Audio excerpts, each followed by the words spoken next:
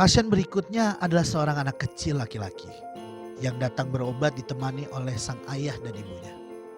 Secara sekilas, kita masih belum bisa mengetahui apa keluhan penyakit dari anak ini. Anak keberapa? 1-2 normal. Normal. Ini umur 2 tahun setengah biasa normal. Kalau 2 tahun setengah ke sini hilang kontak mata sama Tahun normalnya 2 tahun seperti apa? proses dari 0 bulan sampai 2 tahun setengah itu duduk, bicara, ngomong udah mulai assalamualaikum gitu. Ayah, tapi tiba-tiba 2 tahun setengah itu hilang semuanya. Jadi dia diagnosanya ADHD. Nah, beberapa tahun disaranin untuk terapi. Kita ikutin terapi sampai sekarang tuh masih terapi. Tapi kesini-sini diagnosanya lebih besar, lebih tinggi, lebih otaknya lebih nggak stabil. Mungkin karena dia pemicunya dari makanan juga kadang kan. Autis pidinos. Ada beberapa hal yang juga saya pelajari dengan anak-anak gini. 1, anak ini yang akan menunggu kalian nanti di surga. 2, semakin kalian terima dan ikhlas, ada aja rezeki. 3, ini yang saya juga observasi sampai detik ini. Anak ini paling peka terhadap orang-orang yang hatinya busuk. Iya, benar. Dia nggak akan nyaman di dekat orang-orang ini. Dia peka. Kenapa? Dia tanpa dosa. Setiap kekurangan, pasti Allah akan menurunkan kelebihan. Nah, untuk anak-anak autis, biasanya dia punya skill yang luar biasa ketika bakatnya dia bisa kembangkan. Cuman, biasanya dia monoton. Kalau musik, dia musik aja yang dia tekuni. Kalau IT aja yang dia tekuni. Sang ayah dan ibunda dari pasien ini berusaha untuk membuat anaknya nyaman ketika akan mulai ditotok Angga. Walau awalnya terlihat kesulitan, namun akhirnya Angga bisa memulai proses terapinya. Kalau anak-anak gini, kita nggak muluk-muluk. Yang penting dia bisa mandiri. Iya, benar. Ya nggak? Ya. Kalau yang lain masalah dia pola pikirnya nanti seperti apa, penangkapan materi seperti apa, itu bonus. Iya. Yang penting anak ini bisa ngapa-ngapain sendiri. Iya. Nah, itu. Kadang kan main-main sendiri kayak banyak temennya dia kan. Nah, itu temen dia memang. Gak apa-apa Pak ya? Gak apa-apa Pak.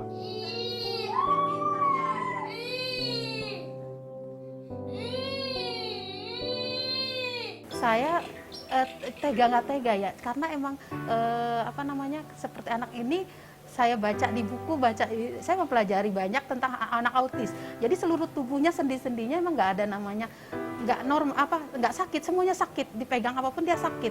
Makanya dia bentuk, kalau orang tuanya kayak bentuk perlu sentuhan yang kasar-kasar. Kalau terapi itu harus digosok-gosok sama kayak sikat-sikat gitu, karena dia semuanya sendi-sendinya itu luka. Hal pertama yang harus dia ingat, rasa sakit. Nih.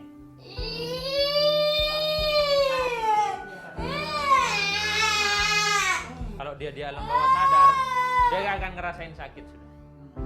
Nah, dia masih di tengah-tengah.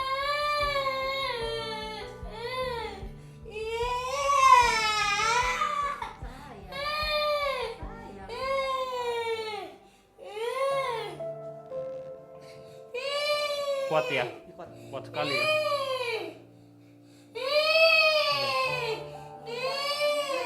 Jadi anak autis ini rata-rata cuma bisa titik satu aja yang fokus. Gak bisa nyabang kayak kita. Kita bisa fisika, bisa kimia, bisa olahraga, bisa apapun. Kalau anak autis ini hanya fokus di satu hal aja yang dia suka. Biasanya dia kuasai sampai dia detail sekali. Ini otaknya. Terlihat sekali kasih sayang dari kedua orang tua Dirga. Mereka harus melihat anaknya menangis demi untuk kesembuhan dari penyakit yang dideritanya. Terakhir.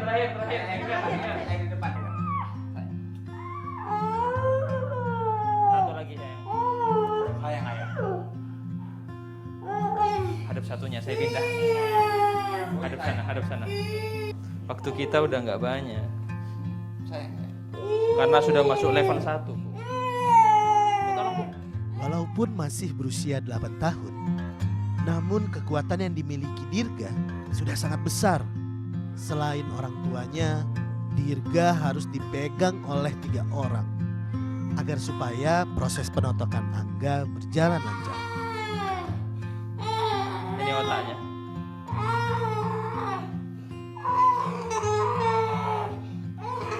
Kuat ya.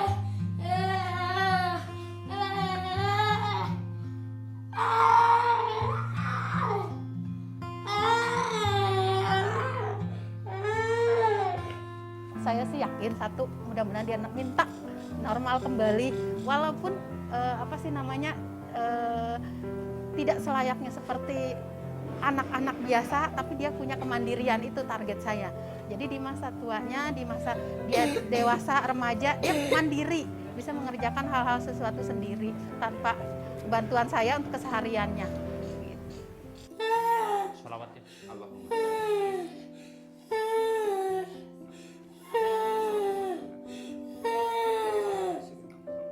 Sembuh sayang ya, insya Allah kayak anak yang lain kamu.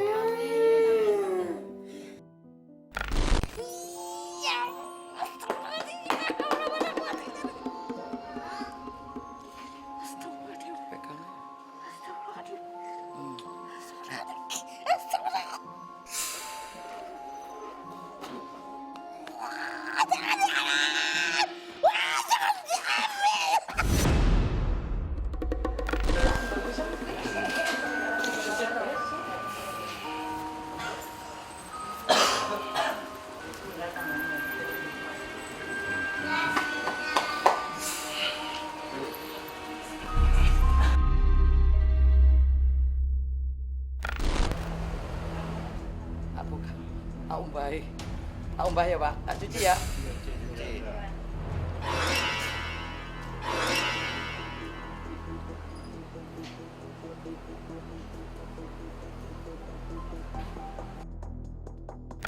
Dilarang makan selamatannya wong mati. Belum tahu tuh apa? Ngicipi titik bro.